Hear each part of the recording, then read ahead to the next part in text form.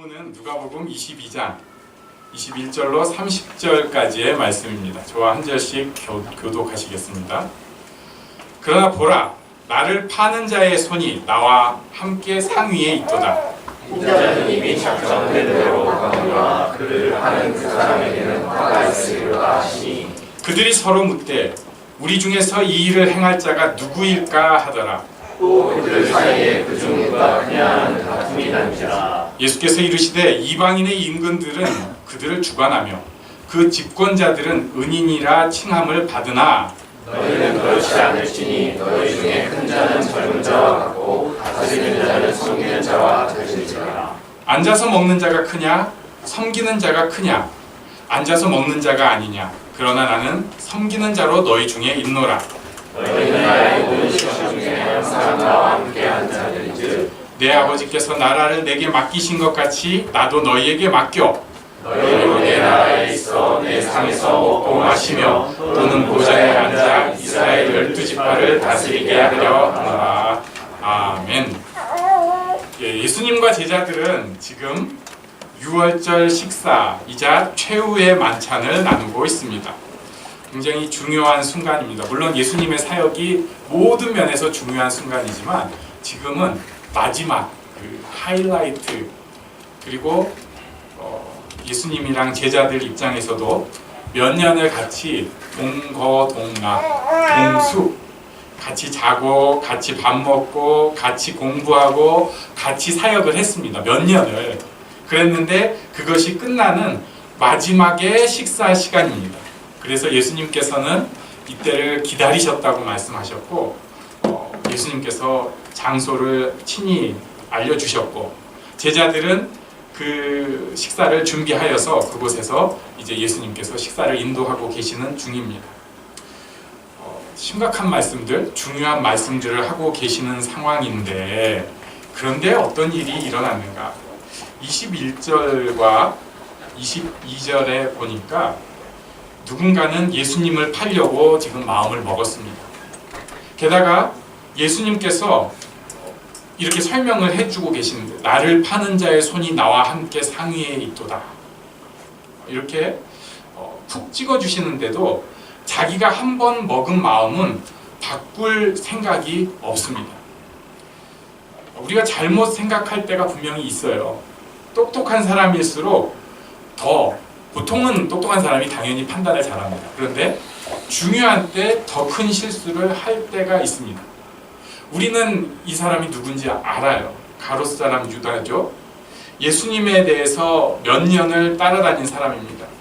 자기 인생을 걸고 예수님을 연구하고 따라다니고 배웠던 사람입니다. 그런데 이 사람이 결국은 예수님이랑 자기랑 맞지 않음을 지금 안 거예요. 똑똑한 사람이, 자기를 아는 사람입니다. 이게 참 드문 경우인데 사실 그걸 그렇게 하는 거예요. 자, 그리고 문제는 자기식으로 살아남으려고 또 어쩌면은 이것은 이제 추정이긴 하지만 이 상황을 새로운 국면으로 확 전환시켜 보겠다고 예수님을 팔겠다고 마음을 먹은 것으로 보여집니다. 자, 그런데 요때 그렇게 마음 먹을 수 있을 것 같아요. 그런데 예수님께서 담담하게 이 중에 나를 팔려고 하는 사람이 있다. 이렇게 말씀을 하셨단 말이죠. 내가 지금 섬기는 이 떡 나눔, 이 나누는 떡, 거기 손같이 그릇 넣는 그 사람 중에 나를 팔려고 하는 사람이 있다. 그 사람 화가 있다. 이렇게 설명을 하시는 거예요. 자, 이런 설명의 찬스를 분명히 주셨습니다. 그런데도 그대로 진행을 하고 있습니다. 유다만 그런 것이 아니고 사람들, 우리가 대부분 그렇습니다. 은혜는 돌이키는 것입니다. 은혜는 돌아가는 것입니다. 은혜는 마음을 접을 수 있는 것입니다. 은혜가 있으면 살인의 마음, 죽이는 마음, 분노하는, 미워하는 마음을 접고 돌이킬 수 있습니다.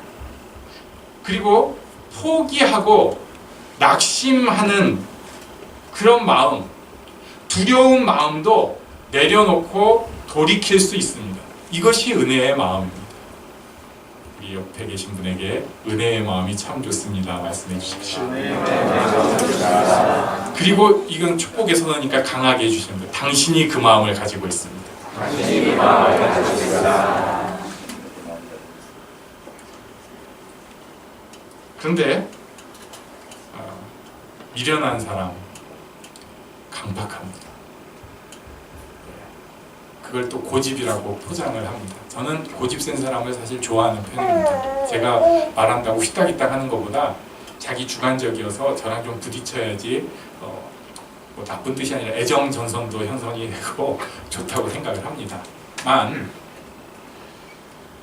미련해서 강팍한 마음을 갖는 것하고 자기 주관과 고집이 뚜렷한 것하고는 좀 많이 다릅니다. 은혜가 있으면 미련하고 강팍한 마음이 부드럽고 지혜로운 마음으로 바뀔 수 있습니다. 턴할 수가 있는 거예요. 굉장히 놀라운 턴이 있습니다. 그것은 미움에서 사랑으로 바뀌는 것입니다. 증오에서 용서로 바뀌는 것입니다. 이것이 바뀌는 거예요. 하나님의 은혜가 있어서 바뀌는 것입니다. 옆 사람은 모르는데 내 마음속에 있는 그 살인의 마음을 하나님 앞에서 턴할 수 있는 것입니다.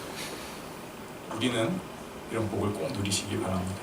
특별히 가정에서 자녀를 향하는 그리고 배우자를 향하는 마음이 꼭 사랑의 마음으로 다시 한번 돌아가시기를 축복합니다.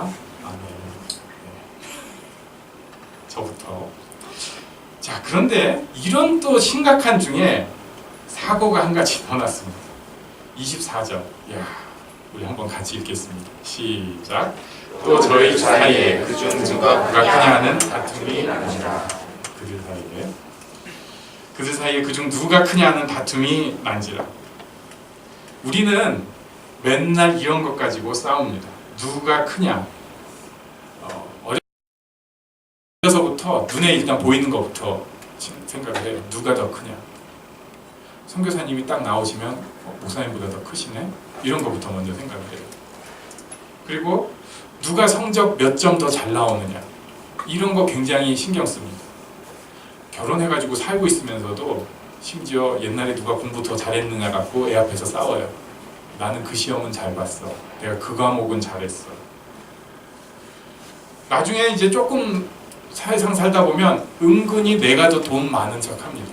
굉장히 가짜는 것이 군인 아파트에서 일어나는 사건인데요. 군인 아파트는 군인들이잖아요.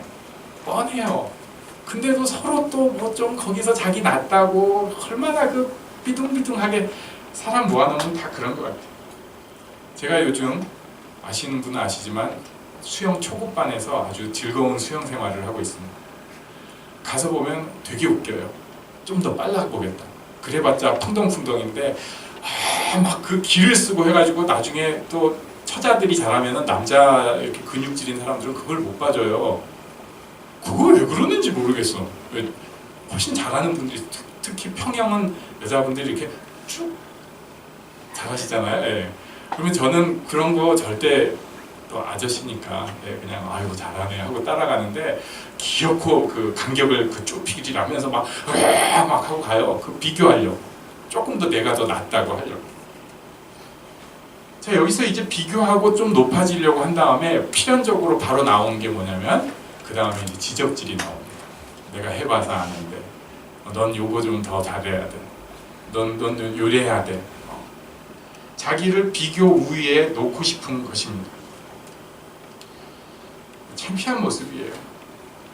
지금 예수님 제자들도 그 본성 그대로 보여주고 있고 우리도 교회 다니면서 신앙생활 하면서도 아직도 이런 본성을 못 버리는 모습이 있습니다. 신앙생활을 하면서도 자꾸 비교급의 생활을 하는 거예요. 이것이 물론 선하게 쓰임 받을 수 있습니다. 누가 이제 성경을 막 암송을 잘하거나 성경을 잘 읽거나 또 정말 기도 생활을 충실히 할 때 도전을 받고 나도 잘해야지 이 좋죠. 그런데 그게 아니라 나는 저보다는 잘할 거야 이런 생각. 교회에서 누가 이렇게 성경을 쭉 읽는다고 하면 난 그보단 많이 읽을 거야. 자꾸 비교 우위로 자기를 놓으려고 해요. 계속 비교하고 다투고 그 안에 평안이 없는 모습을 봅니다. 심지어 교회가 그걸 또 조장하는 경우도 있죠. 그래가지고 옆에다가 뭐 붙여놓고 뭐 나의 무슨 뭐 영적 그래프 해가지고 이렇게 하트 붙여가지고 쭉 올려놓고 뭐 이런 건 아직 좀 떨어졌을 때니까. 하지만 우리는 그런 마음 절대 가지면 곤란합니다. 그래서 저는 주일학교에서 이렇게 특정한 점수를 매겨가지고 시상을 하거나 이런 거를 굉장히 안 좋아합니다. 제가 처음으로 유초등부를 맡았을 때 그런 거 절대 못하겠더니 선생님들이 막 괴로워하시는 거예요. 왜냐면은 그게 유초등부의 재미잖아요. 여러분도 유초등부 때 다 그 재미로 다니시다가 여기까지 온 거 아니에요? 그거 달란트 그거 좀 더 받아보려고. 근데 그 못 받은 사람의 심정도 좀 생각을 해보시라고. 항상 그 버림받은 뒷전에 있는 사람. 물론 교육적으로 또 잘 선용할 수 있다는 거는 인정을 하지만 그 안에 있는 경쟁, 비교 우위를 자꾸 하는 것은 분명히 잘못된 것입니다. 그렇다고 또 교육부서 아무것도 안 하면 또 그것도 문제지만 아무튼 요런 것은 우리가 조금 생각을 해야 돼요. 예수님께서 이렇게 비교하고 있는 제자들한테 그거 아니다. 하나님 나라의 질서는 다르다는 것을 말씀하고 있습니다. 25절, 26절인데요. 우리 한번 같이 읽어보겠습니다. 25절, 26절 시작. 예수께서 이르시되 이방인의 의무들은 그를 추방하여 그 주권자들은 은인이라 칭함을 받으나 너희는 그렇지 않을지니 너희 중에 큰 자는 젊은 자와 같고 다스리는 자는 섬기는 자와 같을지니라. 아멘. 여기 너희 중에 큰 자는 젊은 자는 어린 자라고 번역을 해도 맞습니다. 물론 애기는 아니지만 조금 아직 어린 자로 너희는 그렇지 않다. 세상은 이방인의 질서는 권력자들이 앞에 있는 리더가 칭송을 다 받게 되어 있습니다. 리더에게 모든 칭송이 가요. 우리나라도 사실 그렇잖아요. 뭐 경제 성장이 어쩌고 민주화가 어쩔 때 그것을 전부 대통령 한 사람한테 다 몰빵을 하려고 합니다. 이거 이방인의 질서입니다. 교회도요. 어느 교회 하면은 그것이 이제 브랜드처럼 돼가지고 누구 목사님, 물론 그분이 정말 대단한 분이고 하나님 앞에 쓰임 받는 분인 것 인정할 만하고 귀한 일인 것은 압니다만 그 사람이 모든 칭송을 다 받는 것처럼 얘기합니다. 이것은 이방인의 질서입니다. 교회에서는 다릅니다. 혹시 우리 중에 큰 사람이 있으면 어린아이와 같은 모습을 가져야 합니다. 우리 중에 리더가 있다면 섬겨야 합니다. 예수님께서 이 모범을 보이셨어요. 27절에 보니까 앉아서 먹는 자가 크냐 섬기는 자가 크냐 앉아 먹는 자가 아니냐 그러나 나는 섬기는 자로 지난주에 우리 말씀을 드렸죠. 유대인의 식탁은 이렇게 들어 누워서 먹는 겁니다. 이렇게 해서 떡을 들어넣어가지고 먹어야 되니까 한 팔 받치고 이렇게 아마 먹을 거예요. 익숙해져야지. 제가 아마 은퇴할 때쯤 되면 이 식사법이 그런데 이렇게 식사를 하면요 거동이 극히 제한될 수밖에 없어요. 옆 사람한테 잘 따라주기도 힘들어요. 그렇잖아요. 딱 내 앞에 요거밖에 안 된다고요. 그러니까 그 앞에서 시종이 전부 대령을 해줘야 됩니다. 뭐 엎질러져도 해줘야 되고 닦아주고 해주고 부어주고 잔 채워주고 가져다주고 다 해야 되는데 예수님께서 보니까 지금 그걸 하고 계신 것 같아요. 지난주에 봤던 최후의 만찬 그림하고는 전혀 다른 그림입니다. 사람들은 제자들은 누워서 유대인 예법대로 식사를 하고 예수님께서 오히려 거기서 종으로 섬기면서 뭐라고 말씀하시냐면 너희가 나도 이렇게 하는데 너희도 그렇게 해야 된다. 나는 섬기는 자로 너희 중에 있는 거 아니냐? 너희도 그렇게 해야 된다. 원래는 예수님께서 서빙 받으셔야 대접받아야 마땅한데 예수님께서 대접을 하고 계시는 것입니다. 그런데 여기서 예수님께서 대접하고 섬기면서 너희들 이렇게 해, 너희도 따라라 이렇게 하고 끝냈으면은 좀 더 충격적인 말씀을 해주셨습니다. 28절 그리고 29절 30절까지인데요. 28절에 보니까 너희는 나의 모든 시험 중에 항상 나와 함께한 자들인즉, 그러니까 힘들고 어려울 때 너희가 나와 함께했다 말씀하시면서 29절 30절을 한번 같이 읽겠습니다. 시작. 내 아버지께서 나라를 내게 맡기신 것 같이 나도 너희에게 맡겨 너희로 내 나라에 있어 내 상에서 먹고 마시며 또는 보좌에 앉아 이스라엘 12지파를 다스리게 하려 하노라. 아멘. 함께 있었다는 것만으로 지금 다스리는 역할을 맡기겠다고 말씀하고 있습니다. 제자들이 모범생들이 아닙니다. 제자들이 이미 땅만 먹고 있고요. 그렇게 가르쳤는데도 정치적 메시아 꿈꾸고 서로 높아지려고 하고 비교 우위에 서려고 하고 있어요. 지금 예수님 앞에서 그런 창피한 짓거리를 하고 있습니다. 그런데 예수님께서 뭐라고 말씀하시냐면 하나님 나라의 일꾼으로 대리 통치자로 이 사람들, 그 제자들을 삼겠다고 말씀을 하시는 것입니다. 정말 신기하고 놀라운 일입니다. 우리는 내가 뭔가 가르쳤을 때 그 제자가 나를 들이받거나 미련한 짓을 하면 분노할 거예요. 그리고 하나님 아버지 1년 더 연장해야겠습니다. 제자 새로 뽑아야겠습니다. 얘네는 안 됩니다. 지금 저 몇 시간 지나면 지금 십자가 져야 되는데 이게 뭡니까 하면서 찢어지는 마음. 제 사역은 무엇입니까?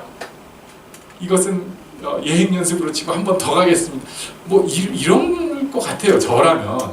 그리고 최소한 그게 아니면 그 순간에 제자들이 막 높아지겠다고 싸울 때, 야, 내가 지금 섬기는 자로 너희를 섬기지 않니? 그러면서 감람산으로 가서 혼자 막 기도하면서 아버지 이렇게 하지 않겠어요? 그런데 예수님께서 여기서 축복하고 계십니다. 놀랍지 않으세요? 택하시는 하나님, 내가 정한 것이 아니라 하나님께서 정하셨습니다. 에베소서 1장에 계속해서 택함, 정함이 나오는데 우리 한번 이 1장 4절을 같이 읽겠습니다. 시작. 곧 창세전에 그리스도 안에서 우리를 택하사 우리로 사랑 안에서 그 앞에 거룩하고 흠이 없게 하시려고. 아멘. 옆에 계신 분에게 말씀해 주십시오. 창세전에 택하셨습니다. 창세전에 택하셨습니다. 이게 바뀔 수가 없는 거예요. 그러니까 내가 하는 거 봐서 너 좀 잘하니까 택한 게 아니고요. 이미 결판이 나버렸습니다. 그것은 신비로운 일입니다. 우리는 몰라요. 그것에 대해서 뭐 어쩌고 저쩌고 뭐 예정이 어쩌고 그거 자꾸 따지려고 하지 마시고 그냥 자기 믿음의 관점에서 나를 왜 택하셨는지 저 모르겠어요. 제가 여기서 이러고 있는 거 이해를 못하겠어요. 하지만 하나님께서 하신 것입니다. 창세전. 게다가 고린도전서 1장 26절부터 29절에 오늘 이 제자들에 대해서 딱 똑같은 말씀이 있어요. 형제들아 너희를 부르심을 보라. 육체를 따라 지혜 있는 자가 많지 아니하며 능한 자가 많지 아니하며 문벌 좋은 자가 많지 아니하도다. 사도 바울이 굉장히 시니컬한 사람이라는 것을 제가 여기서 봅니다. 세상에 그 사람한테 편지 쓰면서 너희 중에 지혜 있는 사람이 없고 능력 있는 사람이 없고 집안 좋은 사람이 없지 않냐 이렇게 지금 얘기하고 있는 거예요.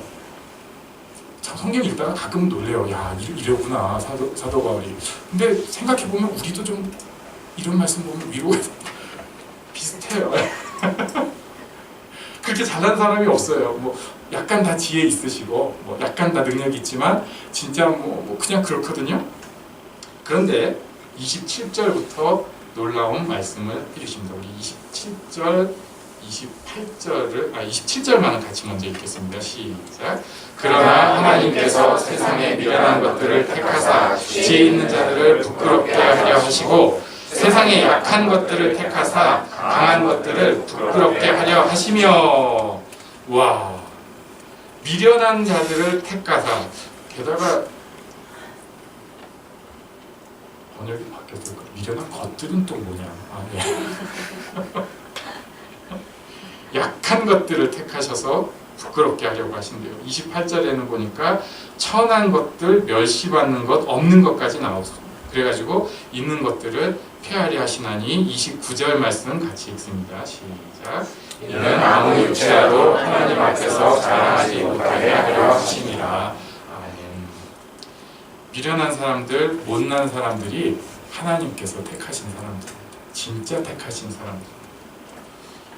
제가 이 말씀을 보고 크게 충격을 받은 것은 사실은 개척하기 한 1년 전쯤에 성경 보다가 놀랐어요. 교회를 개척할 때는요, 특히 개척 멤버는 똑똑한 사람들이랑 해야 됩니다. 돈도 좀 있어야 되고 성품이 또 무엇보다 좋아야 돼요. 그리고 똑똑해야 돼요. 사람들이 왜 강남에서 그렇게 개척을 하려고 하는가?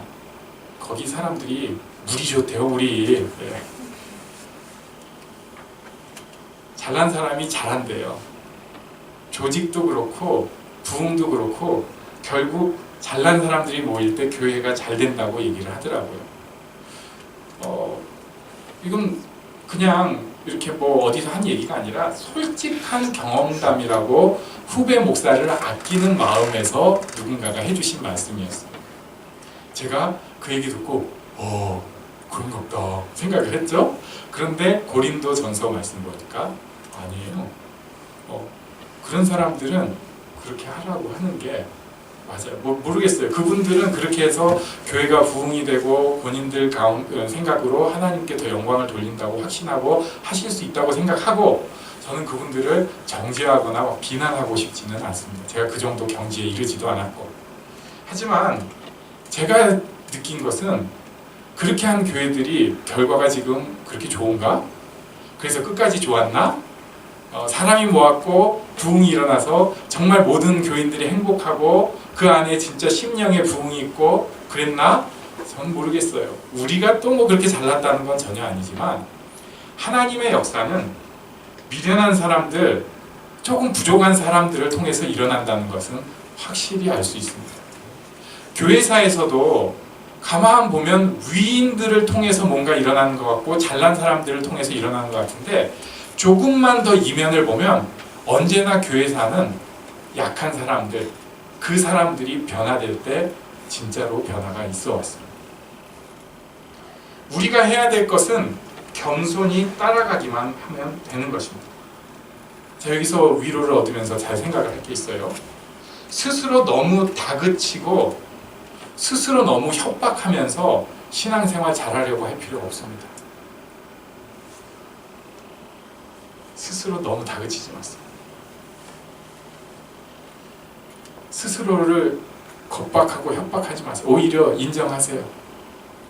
내가 수준이 좀 떨어지는 사람이다. 내가 좀 미련한 사람이다. 내가 자기 통제가 잘 안 되는 그런 사람이다.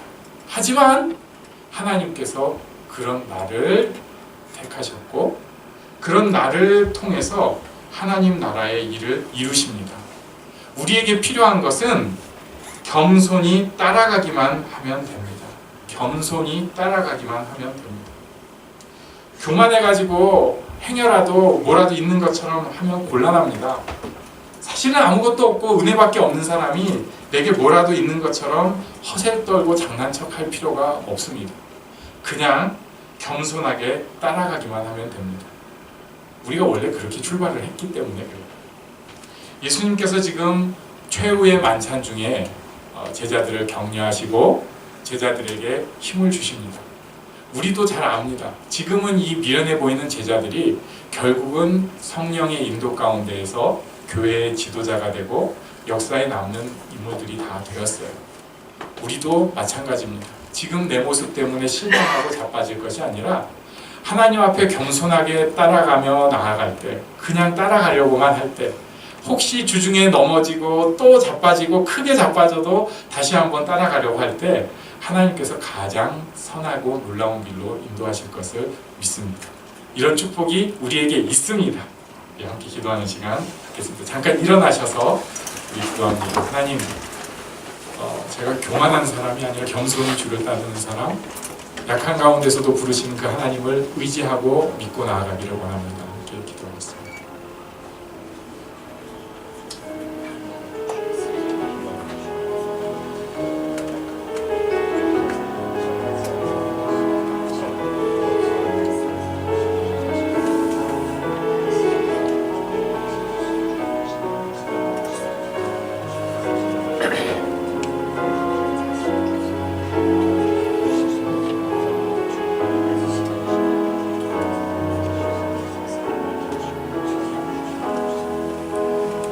이 세상을 살아가는 동안에 나의 힘을 의지할 수 없으니 기도하고 낙심하지 말 것은 주께서 참 희망이 되시리라. 하나님의 꿈이 나의 비전이 되고 예수님의 성품이 나의 인격이 되고 성령님의 권능이 나의 능력이 되길 원하고